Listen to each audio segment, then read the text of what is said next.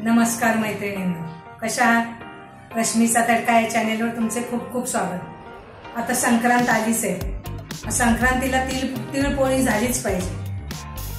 तर खमंग खुसखुशीत अशी इतकी तिळपोळी सुंदर झाली, त्याच्याबरोबर हे तूप म्हणजे अगदी खाण्याची पर्वणीच। इतकी सुंदर पोळी झाली ना, हे सारण सुद्धा इतकं छान आतमध्ये, इतकी सुंदर झाली, खुसखुशीत झाली।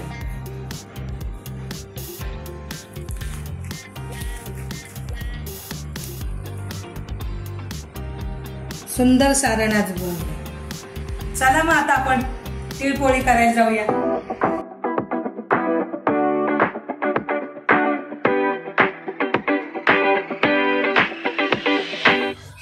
सर्वप्रथम आपण तिळपोळीसाठी आता 1 वाटी तीळ घेतलेत, ते भाजून घेऊ।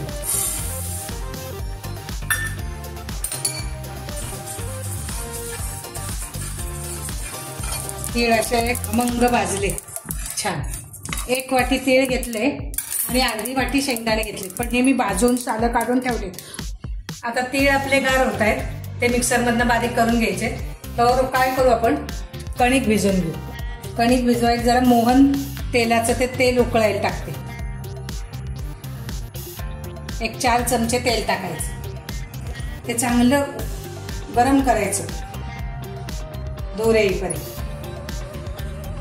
आता हे मी 2.5 वाट्या गव्हाचं पीठ घेतलंय आणि 1 अर्धी वाटी डाळीचं पीठ घेतलंय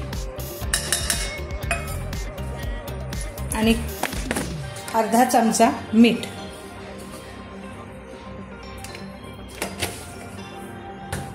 आणि हे एकत्र सगळं कालवायचं।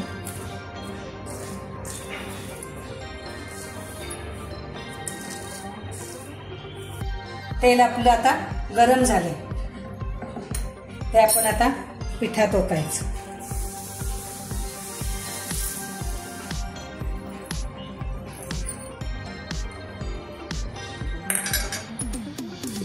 आणि पीठ चमच्याने हलवायचं, का हात भाजत। गरम आहे, गरम तेल पिठात ओतलंय। आता पूर्ण कणाकणाला ते तेल लागलं पाहिजे, असं चोळून घ्यायचं चांगलं, म्हणजे पोळी पण छान लागते। ह्या संक्रांतीला तुम्ही ही तिळाची पोळी करूनच बघा। अशा प्रकारे आपली कणिक अशी मऊ भिजून जाईल।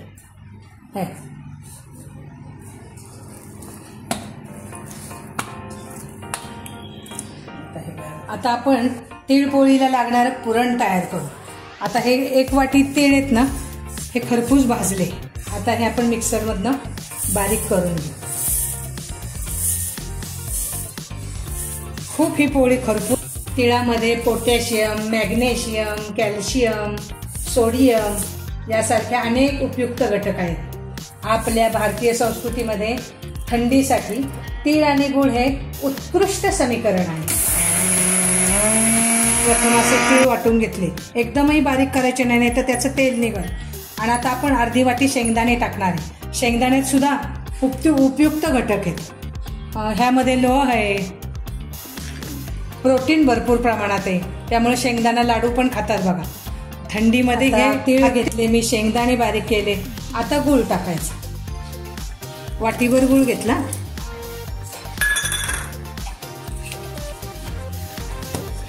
अशा तऱ्हेने आपलं तिळाचं पुरण तयार झालं। पोळीला पुरण तयार झालं। आता ह्यामध्ये सुंठ आणि कशात काढू, आपलं पुरण खूप छान झालं।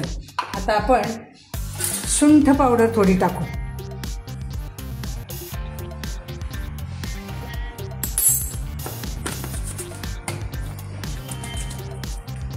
थोडी वेलची टाकू।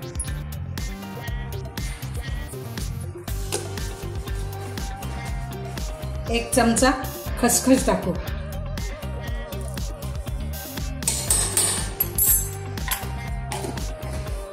गूळ म्हणजे जायफळ थोडं किसायचं। आपण आता पोळी लाटायला घेऊ। एक छोटा गोळा घेतलाय, असं पुरणाची वाटी करतो तशीच करायची आणि एक तिळाचं सारण भरलं आणि असं दाबून घ्यायचं सगळीकडे. पुरण भरतो तसं भरायचं.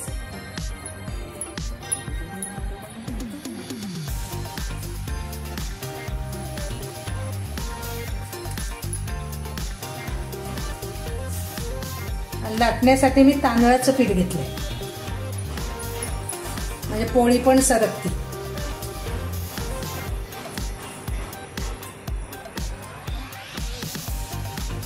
थोडंसं दाबून घ्यायचं चौफेर म्हणजे काय होतं पुरण अगदी काठाला जातो.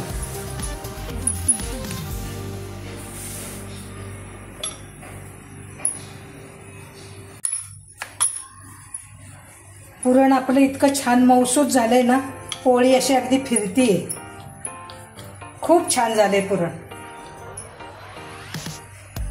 कुणी कुणी असं गूळ गरम करतो मग पुरण करतात, पण मी असंच करते. शेवटपर्यंत काठाला लागले पुरण.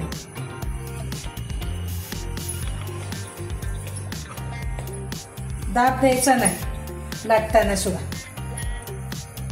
हळूहळू. आता ही पोळी टाकते तव्यावर. मी तवा लोखंडी घेतलाय, ह्यामध्ये ना खरपूस पोळी भाजली जाते. हे बघ शेवटपर्यंत पुरण गेले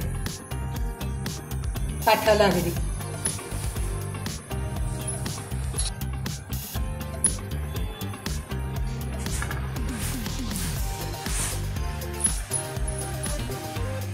तुम्ही या पोळ्या ना लोखंडी तव्यावरच करा. इतक्या सुंदर आणि खरपूस लागतात, खायला पण चव अगदी वेगळीच असते.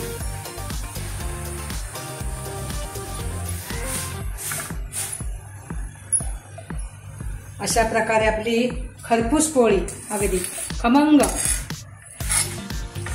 खुसखुशीत अशी सुंदर पोळी लागणार.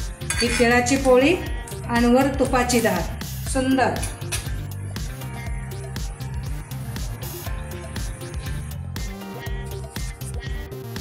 मैत्रिणींनो, अशा तऱ्हेने आपली खमंग खुसखुशीत पोळी झाली अगदी तिळाची. सुंदर. या संक्रांतीला तुम्ही नक्की करा आणि तिळगुळ घ्या आणि गोड गोड बोला आणि माझे व्हिडिओ असेच बघत राहा. Bye bye.